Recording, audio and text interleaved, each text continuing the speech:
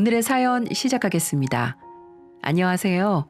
최근에서야 조금씩 행복을 찾아가고 있는 58살 아줌마입니다. 지금껏 취미생활이라고는 꿈도 못 꾸고 살았던 제가 지금은 안정을 찾아가며 인생을 살아가고 있어요. 하지만 처음부터 이렇게 인생을 즐기며 살았더라면 이곳에 사연을 보내지는 않았을 겁니다. 저는 끝이 보이지 않는 어두컴컴한 터널을 걷다가 이제야 빛이 드는 길을 걷기 시작했거든요. 저는 20대 중반 다니던 제과점에서 남편을 처음 만났습니다. 그는 빵 납품 업체 직원이었고 저는 알바로 일을 하고 있었죠. 남편의 성실한 모습이 좋았던 저는 2년의 연애 끝에 결혼을 하게 되었습니다. 아버지 없이 어머니와 자란 저는 혼수를 마련하기 힘들었지만 다행히 시댁 쪽에서 면박을 주거나 그러지 않으셨어요. 할 수 있는 만큼만 무리하지 않고 해오면 된다고 하셨죠. 나머지는 자신들이 도와주겠다면서요. 좋은 시댁 식구들을 만난 것 같아 기분이 좋았습니다. 저는 그렇게 신혼생활을 시작하게 되었어요. 풍족하지도 않고 오히려 조금 부족하게 살아갔지만 그래도 행복했네요. 하지만 행복은 1년도 채 가지 못했어요. 저는 임신 중이었고 회사도 그만둔 상황이었죠. 남편은 납품업체를 여전히 잘 다니고 있었고요. 근데 남편이 어느 날부턴가 집에 잘 들어오질 않는 게 아니겠어요? 퇴근해야 할 시간에 들어오지도 않고 연락도 받지도 않아 걱정이 참 많았죠. 하지만 남편이 귀가를 할 때면 향수 냄새와 술 냄새가 진동을 했고 제게 매번 돈을 달라고 화를 내는 걸 보고 남편이 밖에서 무얼 하는지 대충 감을 잡게 되었어요. 2년을 사귀어왔지만 남편에게서 그런 모습을 볼 수 없었기에 저는 전혀 의심을 하지 않았었는데 결혼하고 제가 임신하고 나서부터 무슨 바람이 든 건지 아니면 원래 그런 사람이었는데 제게 숨긴 건지 아니야, 아닐 거야. 저는 그렇게 스스로를 진정시키며 남편을 믿어보기로 했어요. 회사 동료 중에 향수 뿌리는 사람이 있나 보지. 요즘 회식 자리가 잦아졌으니까 저러는 걸 거야. 라고 말이죠. 하지만 시간이 지날수록 그는 더 심해져만 갔어요. 시부모님께도 돈을 달라고 투정을 부리기 시작했고요. 심지어는 제가 아기를 위해 모아놓은 적금까지 깨서 가지고 갔습니다. 제 친정 어머니에게 전화해서 아기용품을 사야 하는데 돈이 부족하다며 그 구실로 돈까지 받아 챙겼고요. 그리고 그 돈을 전부 도박에 탕진했어요. 더 이상 부정할 수 없었습니다. 그는 도박에 술에 여자까지 하는 최악의 남자였습니다. 결혼한 지 얼마나 됐다고 만삭의 아내를 버려두고 바깥으로 도는 남편이 원망스러웠어요. 너무나도 미웠습니다. 저는 크게 불러온 배를 쓰다듬으며 매일을 눈물로 보냈어요. 단 하루도 울지 않는 날이 없었죠. 계속 울다 보니 점점 배도 고프지 않게 되더라고요. 아니, 먹는 것을 잊어버리는 게 맞았어요. 저는 점점 야위어져 갔습니다. 며칠 후 시부모님이 잘 지내고 있냐며 신혼집으로 오셨어요. 그리고 제 꼴을 보고서는 크게 놀라셨죠. 아니, 아가, 대체 무슨 일이니? 왜 이렇게 말랐어? 아이고 세상에, 밥은 잘 챙겨 먹고 있는 거야? 잠은 잘 자고? 걱정 어린 눈으로 제 상태를 살피는 시부모님의 모습에 눈물이 왈칵 쏟아져 나왔습니다. 저는 차마 남편이 바깥으로 돌아서 힘들다는 말은 못하겠더라고요. 그런 시부모님들 많잖아요. 우리 아들이 잠깐 그럴 수도 있지 하시는 분들이요. 제 시부모님이 아무리 좋은 분들이셔도 막상 자신의 아들이 그렇다는 이야기를 들으면 저를 되려 구박할까 겁이 났습니다. 저는 결국 아무 말도 못하고 그저 서럽게 울기만 했어요. 그런 제 모습에 시부모님은 혼자 있는 시간이 길어 우울해한다고 생각을 하신 듯 자주 찾아오겠다고 하셨고요.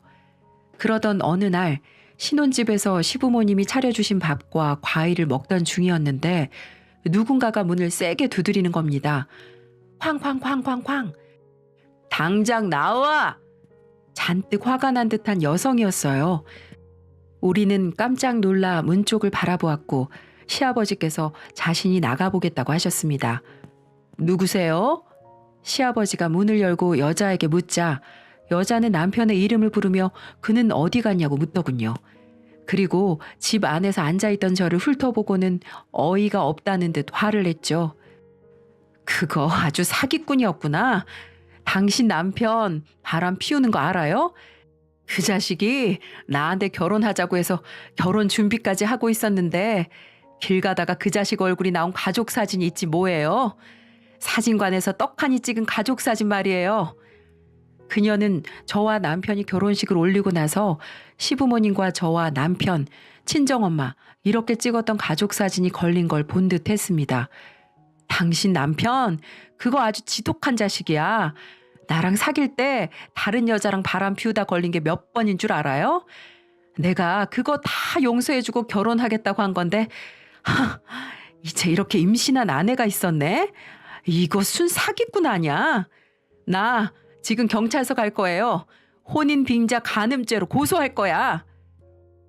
이 모든 얘기에 가장 충격을 받은 건 다름 아닌 시부모님이었습니다. 까딱하다가는 정말 남편이 잘못될 수도 있었기 때문이죠. 저는 남편이 밖으로 저 모르게 놔둔다는 건 알 수 있었지만 이 정도로 인간 말종이라는 건 몰랐습니다. 임신한 아내를 두고 다른 여자랑 결혼식 날짜까지 자기네들끼리 잡아놨다니 황당해서 당장이라도 애고 뭐고 이혼을 하고 싶은 심정이었죠.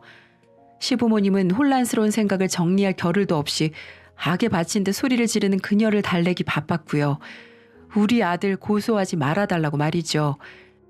결국 시부모님은 그동안 모아놓으셨던 돈 중 그 여자에게 800만 원이라는 합의금을 건네서야 그 상간녀는 돌아가더군요.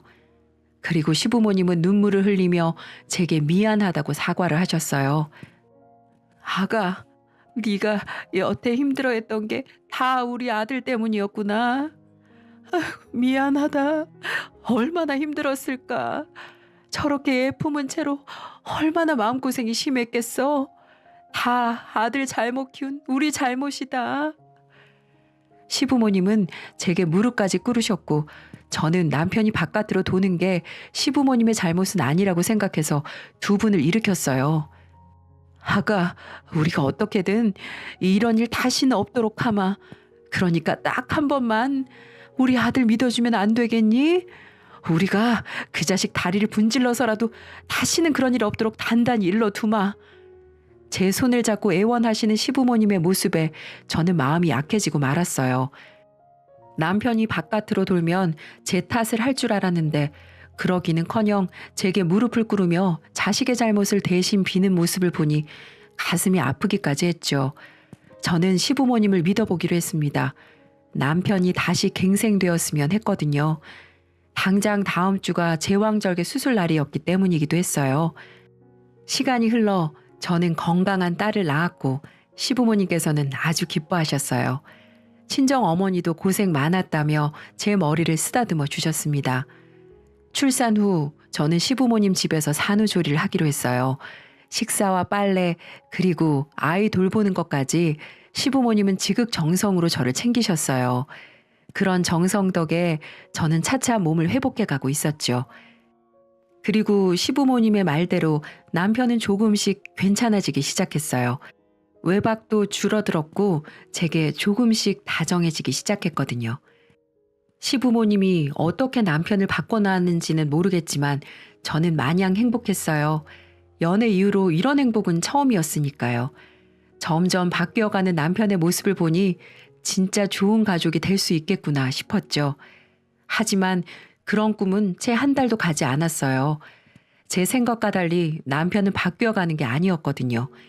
이른 아침 남편과 시부모님의 충격적인 대화를 엿듣게 되었습니다.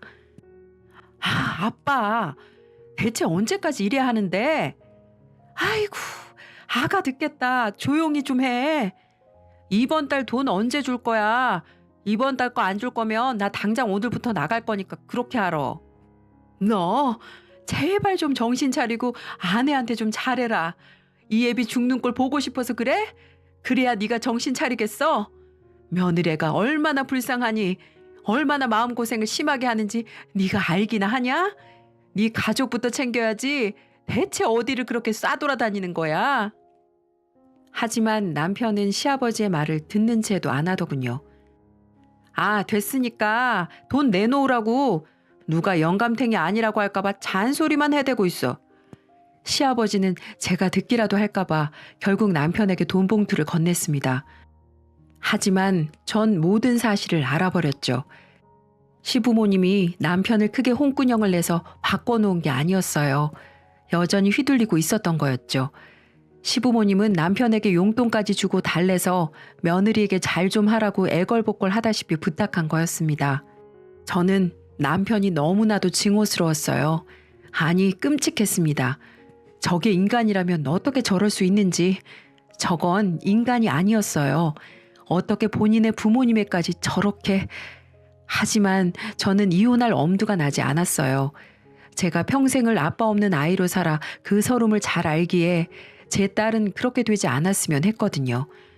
아무리 아내한테 못하는 못난 남편이어도 딸에게는 아빠라는 존재가 있었으면 했습니다. 아니나 다를까 시간이 흐르니 남편은 다시 밖으로 돌기 시작했어요. 뭐 뻔한 결과였죠. 남편은 술이며 도박이며 여자며 안 하는 게 없었습니다. 결국 저는 남편은 그냥 포기해버리고 아이 하나만 보며 아이를 위해 살아가기로 했어요. 내 자식은 아무런 죄가 없기 때문이죠.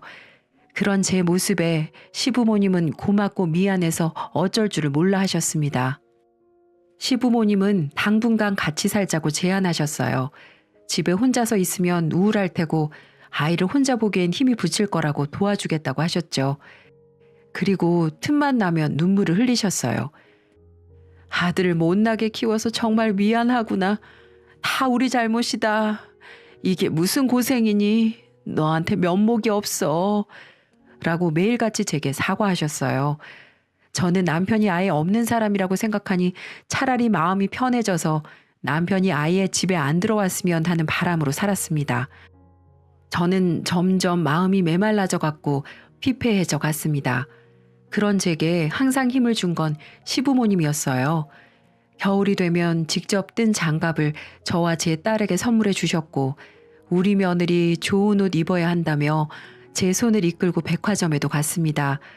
백화점에서 옷을 고르고 있으니 다들 시부모와 며느리 관계로 보지 않고 부모님과 딸로 보시더라고요. 어머, 따님 옷 골라주시나 봐요. 어쩜 이렇게 가족이 화목하세요?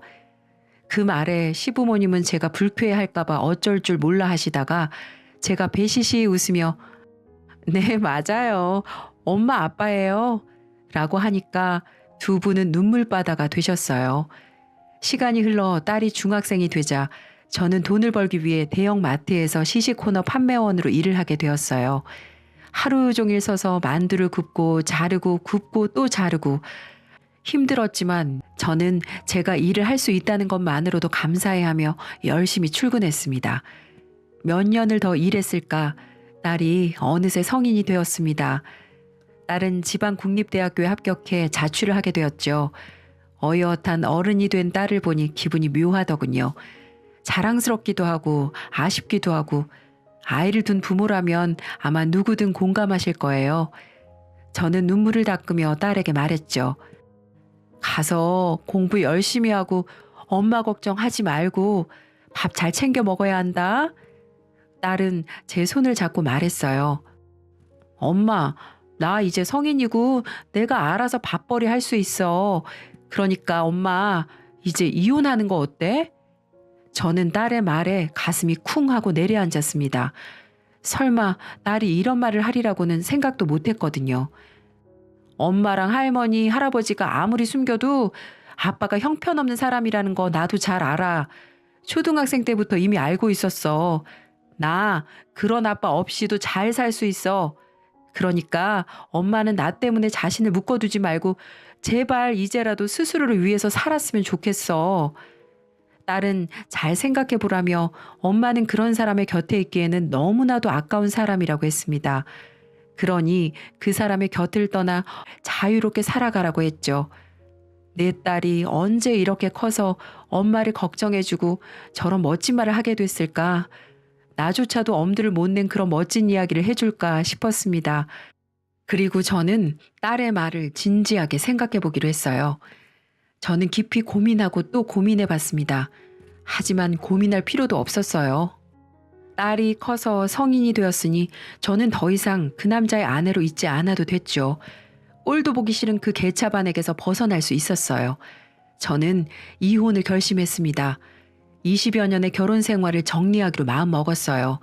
저는 이 사실을 부모와도 같은 시부모님께 말씀드렸죠. 저 이혼하려고요. 애도 다 컸고 이제 제 인생 살아보려고요. 제 말에 시부모님들은 눈물을 흘리시며 아이고 그래 그래야지. 우리 아가 얼마나 고생이 많았니. 그 못난 아들 때문에 얼마나 힘들었어. 하며 그러라고 너의 인생을 살으라며 응원해 주셨어요. 저는 그렇게 이혼을 준비하게 되었습니다. 하지만 모든 일이 쉽게 풀리지 않듯 꼬이고 꼬인 제 인생도 한 번에 해결될 리가 없었어요. 시어머니께서 어느 날 갑자기 쓰러지신 겁니다. 저와 시아버지는 119를 불렀고 시어머니는 병원으로 실려가셨어요. 하지만 병원에 도착하고 얼마 지나지 않아 세상을 떠나고 마셨어요. 급성 심근경색이었죠. 저는 부모와도 같은 시어머니를 잃은 충격에 오열을 했고 시아버지가 오히려 저를 안아주셨어요. 저는 주체할 수 없는 슬픔에 기절을 해버렸습니다. 다시 정신을 차린 제 곁에는 시아버지가 계셨어요. 제가 정신이 든 걸 아시고는 목을 놓아 우시더군요. 아내도 갔는데 너마저 그렇게 쓰러져 버리면 어떡하냐면서요. 딸마저 잃을 수는 없다고 하셨어요. 저는 시아버지를 꼭 안아드렸습니다. 한평생을 함께 해온 반려자의 슬픔은 이루 말할 수 없겠죠. 제가 할 수 있는 건 저의 존재가 시아버지에게 조금이나마 도움이 되길 바라는 것뿐이었습니다. 저는 이 상황을 알리기 위해 남편에게 전화를 걸었지만 전화를 받지 않더군요. 그래도 혹시 몰라서 문자로 어머님 돌아가셨다고 연락을 했지만 끝내 남편은 어디서 뭘 하는지 어머님 장례식장에도 오지 않더군요. 보나마나 어디서 도박을 하고 있느라 핸드폰을 꺼둔 거겠죠. 참 어리석은 인간이었습니다. 자신의 어머니가 죽은 것도 모르고 도박에 빠져 저렇게 허우적거리다니.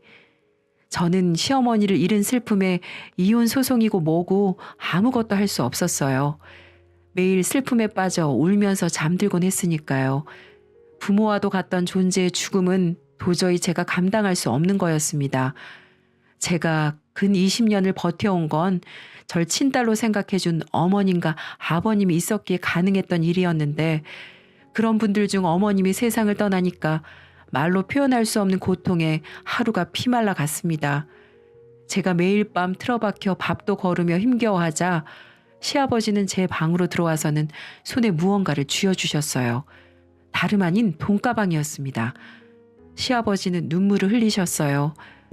우리 며느리, 아니 내 딸, 네가 20여 년간 고생한 것에 비하면 이깟 돈 아무것도 아닐 게다. 진작에 너를 우리 아들한테서 떼어내서 너만이라도 행복하게 잘 살도록 했어야 했는데 미안하다. 손녀가 다 크면 그런 못난 아들이랑은 더 이상 같이 살지 말고 이혼해. 잘 살았으면 해서 준비한 돈인데 도움이 됐으면 좋겠구나. 1억밖에 되진 않지만 이제 너를 위해 쓰거라. 네가 무얼 하건 항상 응원하고 있으마. 못난 아들 때문에 오랜 시간 마음고생시켜서 정말 미안하구나. 저는 오열을 하고 말았어요. 시아버지는 시어머니의 죽음으로 자신밖에 남지 않았으면서 제게 저렇게 떠나라고 하시니까요. 충분히 힘들고 슬플 텐데도 자신의 행복보다 며느리인 제가 행복했으면 하시니 눈물이 안 날 수가 있나요? 아버님, 저 이거 못 받아요. 아니, 절대 못 받아요. 제 말에 강제로 제 손에 돈을 쥐어주셨어요. 제발 받아다오. 이렇게라도 해주지 못하면 너에게 항상 미안한 마음을 가지고 있던 네 시애미가 하늘에서도 통곡을 할 게다. 저 세상 가서도 마음 편히 있질 못할 거야. 눈물 범벅이 된 시아버지는 제게 부탁했습니다. 결국 저는 그 돈을 받게 되었어요. 그리고 얼마 안 가 시아버지마저 건강이 악화되셨어요. 아버님은 평소에 지병이 있으셨는데 어머니가 돌아가신 후 충격이 크셨는지 한순간에 병이 심각해지신 것 같았습니다. 저는 시아버지를 병원으로 모시고 갔어요. 얼마 전에 어머니를 잃은 슬픔도 채 가시지 않았는데 아버님마저 그렇게 될까봐 이제는 두렵기까지 하더라고요. 저는 매일 시아버지의 병간호를 했습니다. 시아버지는 얼른 가서 너의 인생을 살아도 아까운데 다 늙어 곧 죽을 노인 옆에서 뭐 하는 거냐고 하셨지만 전 절대 그럴 수가 없었어요. 아버님은 제게 아버지 같은 존재세요. 그런 말씀 마세요. 아버님 건강해지실 때까지 제가 옆에서 지켜드릴 거니까 앞으로 그런 말씀 하지 마세요. 그런 말씀 하시면 저 정말 힘들어요. 이렇게 말을 하니 제 말을 듣고는 그저 조용히 고개를 끄덕이셨어요. 얼마 후 아버님의 상태는 더 많이 안 좋아지셨고 결국 하늘의 별이 되셨습니다. 1년도 안 되어 부모님 같은 두 분을 모두 잃은 저는 걷기도 힘들 정도로 슬픔에 잠겨 있었는데 그 와중에 아버님은 제게 유언장을 남기셨어요. 전 그 유언장을 보고 또다시 오열을 하고 말았어요. 아가, 애비다. 네가 이걸 볼 때쯤이면 난 이미 이 세상 사람이 아니겠지? 지금까지 우리 아들 때문에 네가 얼마나 고생 많았니? 난 솔직히 내 욕심이지만 네가 손주 데리고 우리에게서 떠나갈까 봐 하루라도 마음 편히 살아본 적이 없단다. 그만큼 넌 우리에게 며느리보다 딸 같은 존재였어. 너와 오순도순 밥을 먹을 때, 같이 이곳저곳 걸으며 산책할 때, 먼저 하늘나라로 간 네 시모랑 웃으며 손주 보며 흐뭇하게 웃으며 바라볼 때, 이 모든 소소한 일상들이 나중에 알고 보니 큰 행복이란 걸 깨닫게 되더구나. 이제는 그런 행복했던 일들을 못한다고 생각하니까 이 죽음이 무섭진 않지만 내 추억이 사라지는 것 같아 그게 더 두렵구나. 난 이제 네 시엠이 있는 곳으로 가 니네들 사는 거 잘 지켜볼 테니까 앞으로 넌 더 이상 우리에게 얽매이지 말고 네 인생 살도록 하렴. 내가 진작 보내줬어야 하는데 너무 미안하다. 그리고 고맙다. 내게 남은 재산이로고는 다 처분해도 얼마 안 되는 돈이겠지만 이 돈 가지고 어디서 기죽지 말고 잘 살길 바래. 내 통장을 보면 1억 3천 정도는 있을 게다. 내가 장롱 속에 놔뒀으니까 너에게 조금이라도 도움이 됐으면 싶구나. 절대 우리 아들 같지도 않은 그 호로 자식에게는 네가 마음 약해져서 이 돈 줄 생각하지도 말고 이 유언장에도 내가 분명히 명시해 둘 거다. 우리 며느리, 아니 우리 딸 사랑한다. 라고 남기셨어요. 전 이 유언장을 받고 얼마나 울었는지 모릅니다. 항상 저와 딸아이에게 인자하신 모습들을 생각하니 가슴이 찢어질 듯 아파왔습니다. 끝까지 저를 이렇게 생각해 주시는 그 마음에 눈물이 나지 않을 수 없었어요. 그렇게 전 가슴에 아버님을 담고 납골당에 모셨습니다. 하지만 본인의 부모님이 돌아가셨는데도 연락 두절인 그 자식을 용서할 수 없었어요. 저는 남편에게 이혼 소송을 걸었고 경찰에 불법 도박으로 신고를 해버렸습니다.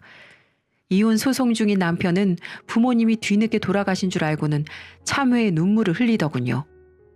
왜 그동안 연락이 안 된 거냐고 물어보니까 남편은 기존에 갖고 있던 핸드폰은 사채업자들 빚 독촉 때문에 휴대폰을 켜보지도 못하고 도망자 신세로 지내서 몰랐던 거였습니다. 그러다 도저히 버틸 힘이 없게 되자 부모님에게 다시 돈을 부탁하러 왔다가 부모님이 돌아가신 걸 나중에 알게 된 거였고요. 그놈의 도박이고 뭐고 여자가 뭔지 자신을 낳아준 부모님이 돌아가시는 것도 모르고 저렇게 개망나니처럼 살다가 뒤늦게 후회하는 모습을 보니 참 한심하기 그지 없더군요. 남편은 모든 사실을 알고 눈물을 흘리며 땅을 치고 후회를 했고 현재는 그 슬픔에 빠져 알코올 중독자가 되어 피폐한 삶을 살고 있어요. 그렇게 우린 이혼 소송 5개월이 지난 시점에 20년간의 결혼 생활을 마침표를 찍게 되었습니다. 하지만 저는 그런 남편이 여전히 원망스러웠고 증오스러웠어요. 저는 염치도 없이 제게 찾아와 싹싹 빌며 제발 부모님이 모신 곳이 어딘지만 알려달라고 간곡히 부탁을 하더군요. 아휴, 계실 때나 잘하지. 그렇게 아들 때문에 가슴 아파하시고 평생을 내게 미안해 하셨는데 이 못난 불효자식 같으니라고. 저는 한심한 그 자식에게 썩 꺼지라고 소리쳤습니다. 저는 그 아들 같지도 않은 남편에게 언젠가는 시부모님들이 어디에 계시는지 말은 하겠지만 당분간은 말해주지 않을 겁니다. 그놈은 더 정신을 차려봐야 얼마나 부모님이 고마우신 분들이고 이 세상에 하나뿐인 존재라는 걸 알게 될 테니까요. 저는 지금 그 일이 있고 1년 후에 제과점을 열었어요. 아주 실력 좋은 제빵사도 구했습니다. 저는 제 인생을 20여 년 전 그날부터 다시 새롭게 쓰려고 해요. 처음에는 슬픔으로 아무것도 하기 싫었지만 제 행복을 간절히 빌어주신 시부모님과 제 딸, 그리고 제 자신을 위해서 열심히 살아가려고 합니다. 저는 최근 등산을 다니기 시작했어요. 산 정상에 오르고 싶다던 시아버지의 말씀이 떠올랐기 때문이죠. 저는 시부모님들과 찍었던 사진을 들고 정상에 오릅니다. 보여드리고 싶었거든요. 산 정상에서 얼마나 아름다운 풍경들이 보이는지, 얼마나 가슴이 후련하고 벅차오르는지, 등산을 시작하고 천천히 돌이켜보니 인생도 등산과 닮은 것 같습니다. 올라올 때는 너무나 숨이 차고 힘들고 포기하고 싶어지죠. 하지만 그 끝에는 정상이 있어요. 그 정상에서 내려다본 풍경은 그렇게도 아름답고 눈부십니다.